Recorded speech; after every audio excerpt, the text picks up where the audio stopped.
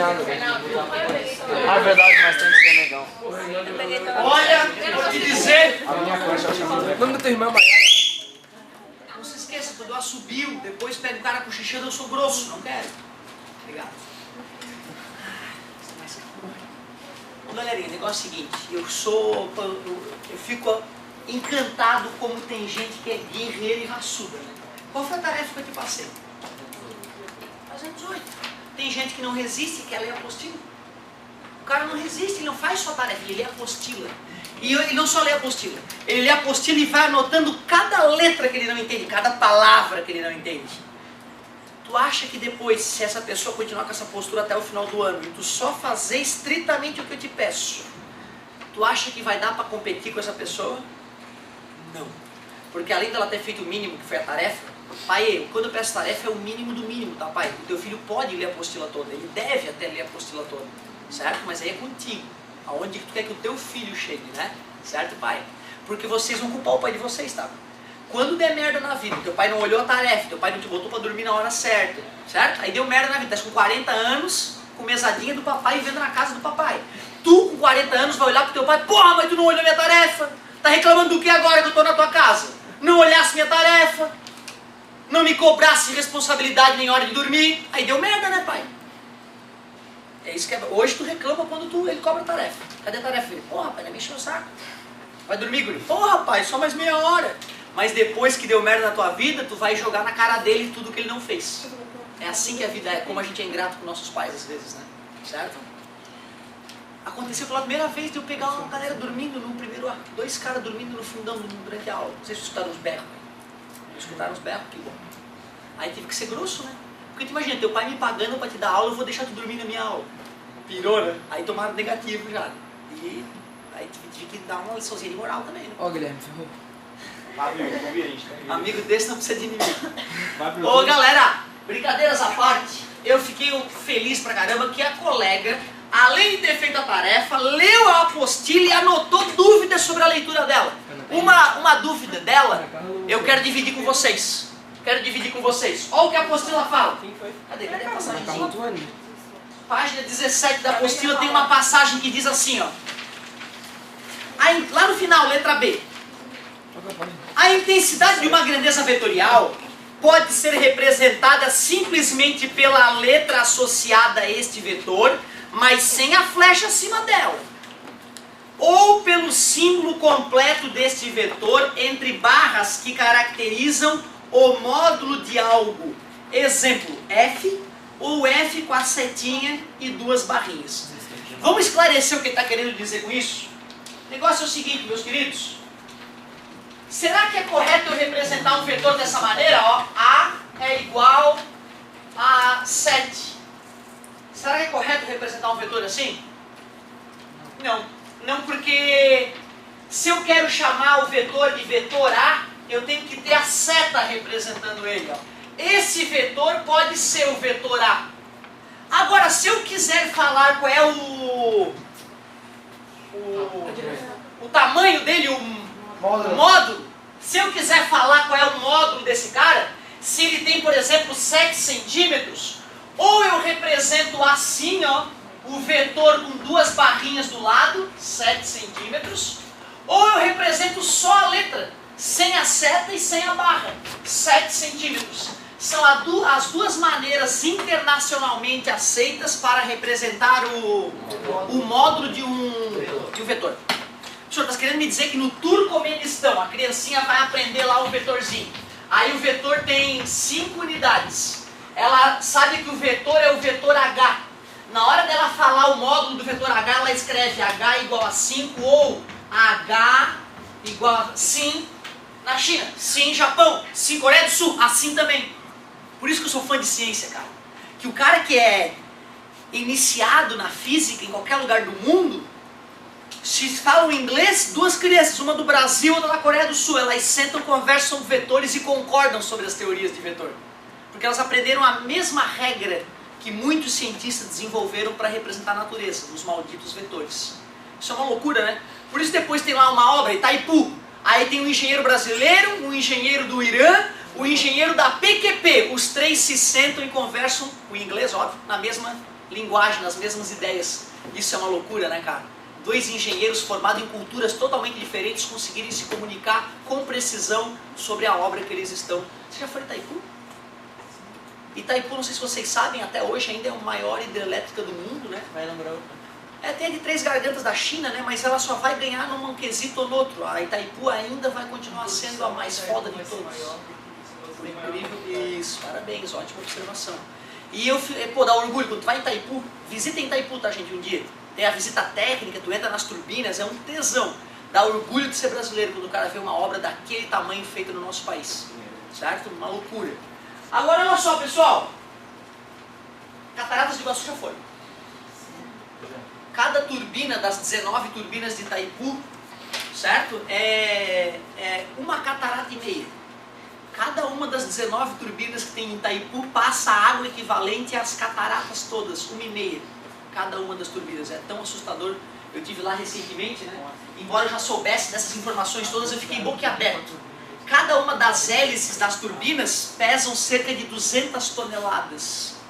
200 carros populares, cada uma das 19 hélices que compõem as turbinas de Itaipu. São só alguns dados para a gente ter noção da grandiosidade dessa obra de engenharia. Ô galera, pois não. Ainda sobre o assunto de Itaipu. O que eu achei interessante foi que mesmo com essa potência, né, é só 8% da energia do Brasil está assistindo do Itaipu. Eu não sei, talvez um pouquinho mais, mas é por aí, é pouco. É bem pouco. Por que bem pouco? Porque, poxa, a Itaipu, ela daria para abastecer qualquer país da Europa, praticamente só ela. Certo? Itaipu daria para abastecer uns 30 países como o Paraguai. Né? Itaipu daria para abastecer a Argentina toda e ia sobrar uma porrada de energia. E para o Brasil, que é um país continental, falta uma porrada, né? Dá 8% de acordo com o amigo, eu imaginava que fosse um pouquinho mais. Então tu vê como o nosso país é um país do tamanho de um continente. E daí a dificuldade de administrar um país desse, né, cara? Administrar um país desse não é fácil. Não que eles não sejam incompetentes e corruptos, nossos administradores públicos. Todos são. Mas é complicado. Exceto os familiares de vocês que trabalham em administração pública e são honestos, o resto não. Claro. Ô galera, olha só. O negócio, primeiro, tá resolvido o problema do módulo? Quantas maneiras de responder o módulo de um vetor? Duas, ou só com a letra, ou se tu quiser usar a setinha, tu usa as barrinhas. É isso aí, é internacional isso. Tem que ter a seta. A seta representa o sentido, a direção e até o módulo com o seu tamanho. Por exemplo, olha só. Como é que tu ia me representar, tu quer por extenso, né? Como é que tu ia me representar esse vetor por extenso? É o vetor que tem 7 centímetros e dá a direção e o sentido dele.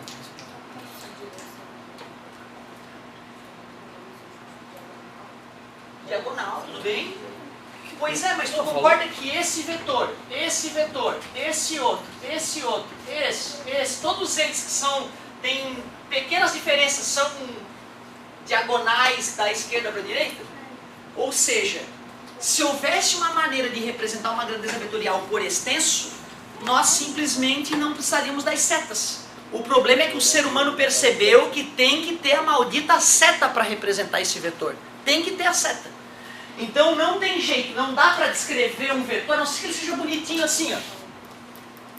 Aí pode dizer que ele é horizontal, tem 1, 2, 3, 4 unidades da esquerda para a direita. Agora, se ele for um pouquinho inclinadinho, a descrição do português vai falhar. Aí nós precisamos da seta para representá-lo com precisão. Ou seja, se tu for perito de acidente de trânsito, não vai dar para descrever tudo no português. Tu vai ter que usar matemática para descrever. Ah, o caminhão bateu, aí tu vai fazer uma seta de onde veio o caminhão. Então não adianta só descrever, certo? Na hora de fazer os cálculos para provar quem matou quem no acidente, não dá para descrever só para português. Você vai ter que fazer um cálculo provando, ó, de acordo com a conservação da qualidade de movimento, fazendo essa conta, puf, tá aqui. O motorista do caminhão estava a 90 km por hora, a estrada era para 60, ele não conseguiu fazer a curva, ele matou as pessoas, é ele que tem que encana, não o motorista do outro automóvel, certo?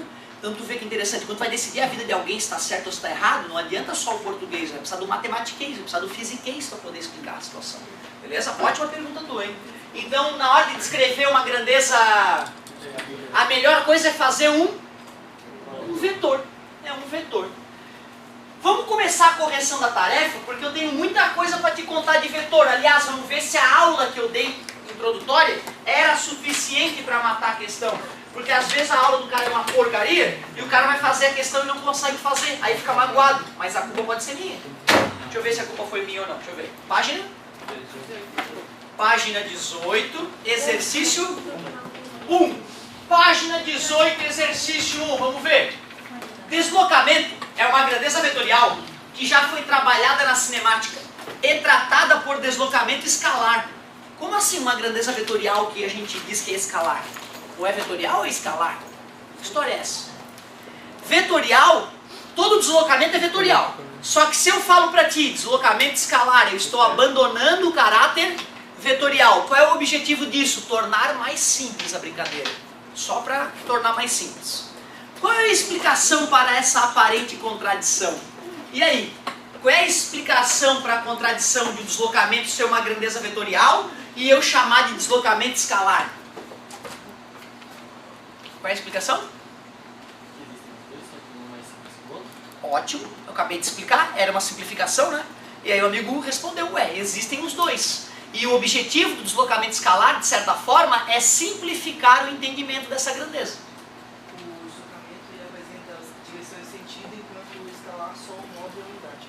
Ótimo, ótima maneira. Vamos ver o que o autor da apostila, eu não vou escrever o que o autor da apostila escreveu, certo? Vamos ver a explicação do cara. Ao se falar de deslocamento, sente-se a necessidade de saber não apenas o seu valor, módulo, mas também a sua direção e seu sentido. Assim, deslocamento realmente apresenta as características de grandezas vetoriais. Na cinemática, como se trabalha com trajetórias conhecidas, os móveis só podem se deslocar sobre elas, como uma estrada, como uma BR, passa a ser injustificável querer saber a direção e o sentido do deslocamento dos corpos em movimento. Neste caso, utiliza-se o deslocamento escalar, cuja caracterização completa depende apenas do valor da grandeza. Ou seja, o cara escreveu uma bíblia para explicar, afinal ele é o autor da apostila, tem que ser uma resposta ultra completa. Eu vou escrever assim. Embora deslocamento seja uma grandeza, o quê? Vetorial, acabou de discutir, vetorial. Embora deslocamento seja uma grandeza vetorial, em algumas situações,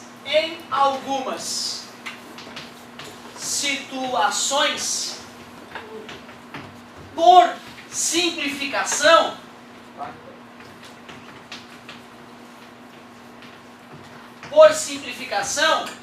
ignoramos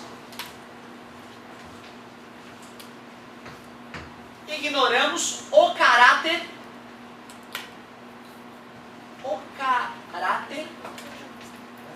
vetorial da grandeza. Então foi a minha maneira de explicar. A minha ficou diferente. Se tu quiser ler para a gente discutir, a gente pode. Mas não precisa estar igual a minha, né? Eu gostei das explicações dos colegas. Agora deixa eu entender. Como assim por simplificação? Isso. Para ficar mais fácil. Para a gente não ter que... Outra. Se o cara está andando na BR, eu não preciso perguntar para onde ele vai, né? Porque ele vai seguir a BR. Aí a BR é toda curva. Eu não vou precisar ficar apontando uma seta toda hora para onde ele está indo. Se eu afirmei, o carro desloca-se sobre a BR. Aí eu ignoro as setas malditas e faço o deslocamento esse, que é o final menos... Pronto, só isso, tá? Só isso. Então, embora deslocamento seja uma grandeza vetorial, em algumas situações, por simplificação, por exemplo, quando tem a trajetória definida, ignoramos o caráter vetorial da grandeza. Só para deixar as coisas mais fáceis. Não gostei muito dessa questão, mas tudo bem. 2. Em referência às grandezas escalares vetoriais, pode-se afirmar que 1. Grandeza escalar é aquela que tem módulo, unidade e direção, como a velocidade de um corpo. Verdadeiro ou falso? Por que está falso? Direção. Não tem direção. Concorda comigo? E velocidade é uma grandeza vetorial. Usei o exemplo clássico do giz, né? Vou arremessar o giz. 2. Grandeza vetorial é aquela que tem módulo, unidade, direção e sentido, como a força. Tem módulo, tem unidade, direção e sentido. Se eu for empurrar a cadeira, vou empurrar a cadeira com 5 newtons. Faz sentido perguntar para onde? Faz, né? E uma seta ajudaria a dizer para onde vai? Vai, né? Ó. Então, beleza. Verdade. 3. A energia cinética é o melhor exemplo de grandeza vetorial, pois se relaciona diretamente com a velocidade de um corpo. O erro do cara, que a sacanagem do cara é dizer que... A energia cinética é vetorial. né? Porque tu imagina, se energia fosse vetorial, eu ia no Big Mac, lá no McDonald's, e pedir, amigo, vê um Big Mac, 700 calorias, mas tu vê na horizontal para a esquerda, que aí acumula aqui, né? Aí depois eu só faço uma lipoaspiração de repente. Ou tu me vê uma macarronada, amigo, daquela de 800 calorias, mas tu vê na vertical para baixo, que engorda o pé só. Faz sentido quando tu pedir uma coisa com uma certa energia, tu pedir a energia numa certa direção? Faz sentido? Nenhum. Comer um Big Mac, meu querido, aquela energia vai ser processada pelo teu corpo e não vai ter uma direção, né? Não existe isso. 600 calorias na horizontal para a esquerda, não faz sentido nenhum. Então, a sacanagem foi dizer que energia cinética é vetorial, porque de fato a energia está relacionada com velocidade, mas não é pelo fato de estar relacionado com velocidade que vai ser vetorial. Qual é a alternativa correta então? C. Isso, o item C, a letra C que era a correta. Eu não gosto de ABCD, já te aviso, vai ser uma raridade na nossa prova ABCD. 3. O desenho ao lado ilustra um trabalhador puxando por uma corda um carrinho que se desloca em linha reta. Esse trabalha muito. Puxar o carrinho. Imagina quanto é que não ganha um cara desse. Tá puxando ouro. Mas no pescoço do cara. O puxão da corda efetuado pelo trabalhador pode ser descrito como uma força que possui somente magnitude. Não. Uma força, uma grandeza? Possui somente direção. Não, absurdo. Possui direção e magnitude. Faz sentido, eu estou com medo, eu vou ler as outras. Não possui nem direção nem magnitude. Meu Deus, não tem intensidade e nem tem uma direção. Certamente não causa nenhum efeito sobre o carrinho. Pelo amor de Deus, cara, é uma alucinação isso aqui, ó. É, não, o carrinho começa a estar parado e começa a se mexer, mas é uma alucinação. É absurdo, né, cara? Qual é o item? Item C. Pois não. Eu aqui pergunto pra galera, o que será magnitude? Me dá um outro exemplo. Magnitude. A velocidade do carrinho. Magnitude de um vetor. Modo.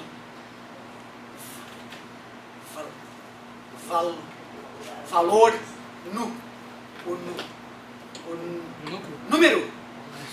Número. Módulo. Valor. Magnitude. Intensidade. Vários sinônimos, beleza? Então, ó, falou em módulo, falou em valor, falou em número que representa o vetor, certo? Nós estamos falando a intensidade, é isso. Muito bem. E perguntem tudo, sempre. Sempre que tiver uma dúvida, perguntem. Questão 4, agora está começando a ficar melhorzinho. É a última aula, meu querido. O estudante prepara-se para o PSS da UF, Federal da Paraíba. Anotou as afirmações abaixo, não sabendo se eram verdadeiras ou falsas. Uma grandeza vetorial tem módulo, direção e sentido. Sim. É, né? Ele não falou que só tem, né? Ele falou que tem. Então dá pra dizer que é verdadeiro. Que nem o item. Sim. Depois, a direção de um vetor é a da reta suporte onde ele atua. Lembra que quando eu fazia a setinha, eu até prolongava, né, para mostrar qual é a linha de ação, a direção dela. É isso aí. A direção de um vetor é a da reta suporte onde ele atua. A reta suporte dele é aquele rabinho que ele tem, na verdade, né? Tá escrito na página passada isso também. Legal, garoto. Parabéns pela leitura. Verdade. 3. A vertical e horizontal são exemplos de sentido de um vetor. Falsa é a direção. É, porque horizontal eu posso ir para a direita ou para a esquerda na horizontal, né? Ou até para frente nesse caso. Vertical eu posso ir para cima ou para baixo. Então vertical e horizontal são direções e não sentidos. Falso. Portanto, 1 e 2, letra D. Obrigado, amigo. 1 e 2, letra D. Finalizando a tarefinha. Somatório eu gosto. Somatório eu gosto. Quanto vale a soma das alternativas corretas? Por que eu gosto do somatório? Porque a nossa querida UFSC é só somatório. E algumas questões abertas. 01. Massa e temperatura são grandezas escalares e, portanto, não possuem direção e sentido. É verdade, se eu falo 30 kg, não precisa dizer que é na horizontal. 30 kg é uma massa. Se eu falo, cara, meu filho está febril, está com 39 graus de febre. Não, é 39 graus na vertical para cima, porque eu medi na testa. Não, nada a ver, né, cara? A temperatura do cara é uma grandeza escalar. É verdade, então, a 01. 01, verdadeira. 02, 04 e 08. 02. Uma grandeza é escalar. Uma grandeza é escalar quando é definida por um valor numérico sem a necessidade de uma orientação. Né? Quando eu tenho um número, sem precisar botar uma seta, ela é escalar. Verdade. 04. Uma grandeza é vetorial quando para sua caracterização perfeita se exige, além da intensidade, uma orientação espacial. Sim, uma seta para lá, ou uma seta falando para lá, ó. Aí está orientando espacialmente o vetor. Sim. 08. Essa tem que ser falsa, não é possível. Força é um exemplo de grandeza vetorial. Sim. Pô, tudo verdadeiro, caramba. 12, 13, 14, 15. O gabarito é 15. Professor, eu errei. Não tem problema nenhum, cara. E daí, está começando a te familiarizar com grandezas escalares e vetoriais. O mais gostoso é sempre o novo. Te ensinei a fazer operações gráficas com os vetores? Não, né? Ainda não. Então agora é novo. A parte importante da aula é agora. Corrigisse, tirasse as tuas dúvidas. 13 minutos eu tenho. Vou usar só